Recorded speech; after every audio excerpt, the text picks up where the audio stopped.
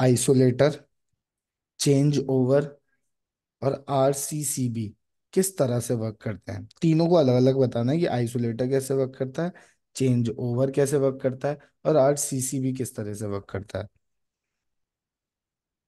हमारा आइसोलेटर जो है वो ऐसे वर्क करता है कि आइसोलेटर जैसे कि हमारे आपको जैसे मेरे घर में दो रूम है। हम्म। दोनों रूम के लिए एमसीबी लगा दी गई है। हम्म। एमसीबी लगा दी गई है, उसके बाद एक आइसोलेटर भी लगा हुआ है। अब अचानक मेरे रूम की लाइट चली गई, हम्म। तो पहले तो मैं जाके देखूंगा कि एमसीबी गिरा है कि नहीं, क्या हुआ एमसीबी गिरा। अगर एमसीबी गिरा है मेरे पास का, तो मैं उसको चेक करूंगा, एमसीबी उठाऊंगा, हम्म। और फिर भी ना हो, तो फिर हम्म। मतलब कहीं पे प्रॉब्लम है। तो यहाँ पे हमारा आइसोलेटर काम होता है। आइसोलेटर क्या होता है कि आप जाके वहां से आइसोलेटर अपने आप काम नहीं करता। आइसोलेटर में जाके हमें स्विच ऑन और ऑफ करना होता है। वहां से आइसोलेटर का स्विच ऑफ कर देते हैं जैसे ही, तो फिर पूरे घर की जो भी करंट है वो चल जाती है। फिर उसको हम आराम से चेक कर सकते हैं कहाँ पे क्या प्रॉब्लम आई। और आपने चेंज ओवर का पूछा, तो चेंज ओवर ऐसे वर्क करता है कि मे बी हमारे यहाँ पे लाइट हमेशा है, और कभी कभी ऐसा होता है कि लाइट चली जाती है, और हमें हम्म। जनरेटर या किसी जनरेटर से कनेक्शन लेना होता है। तो हम्म। चेंज ओवर के लगाने से ये फायदा होता है कि हम लाइट है तो लाइट की तरफ से काम कर रहे हैं, लेकिन अचानक हमें लाइट चलेगी और जनरेटर के करंट की नीड है। तो जनरेटर से जो कनेक्शन आएगा पर चेंज ओवर से, उसे हम जैसे ही वो पुश कर देंगे, चेंज कर देंगे, तो वो फिर हमारा जो करंट है वो जनरेटर के करंट में हो जाएगा। फिर दोबारा हम चाहें उसको लाइट पे कनेक्ट करने के लिए, तो चेंज ओवर का काम यही होता है कि करंट को पार्ट्स में, आपको जिधर का करंट चाहिए उस करंट से आप अपने घर का वर्क कर सकते हैं, घर का या कहीं भी ऑफिस में कहीं पे भी। और तीसरा क्वेश्चन क्या था सर आपका? आरसीसीबी। आरसीसीबी।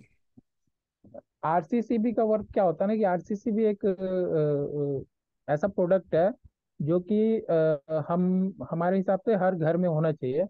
क्या होता है कि वो आरसीसीबी में ना जैसे कि ज्यादातर आजकल गीजर गीजर वगैरह आपने घर में लगा रखा है, तो वहाँ पे आरसीसीबी का यूज जरूर करें। क्या होता है उसमें कि जैसे कि इमेजिन कीजिए कि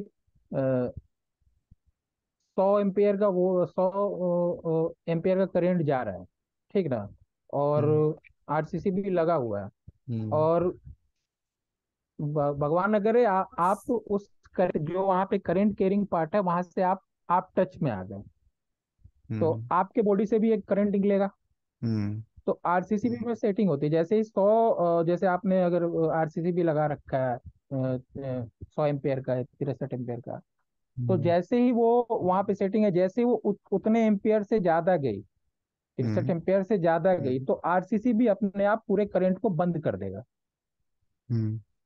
हम्म। आरसीसीबी क्या करेगा कि वो जो आपका जितना भी वहां पे करंट वर्क है वो ट्रिप कर जाएगा, और करंट अब जैसे कि विद इन अ सेकेंड जो ह्यूमन बॉडी है टच हुई और करंट उससे पास हुआ, और जैसे ही करंट पास हुआ आरसीसीबी ने अपना काम शुरू कर दिया, क्योंकि आरसीसीबी को पता चल गया कि अरे मैं तो अभी तक 100 एम्पेयर ही ले रहा था, ये अचानक 101 एम्पेयर कहाँ से आ गया, या 100.5 एम्पेयर कहाँ से आ गया।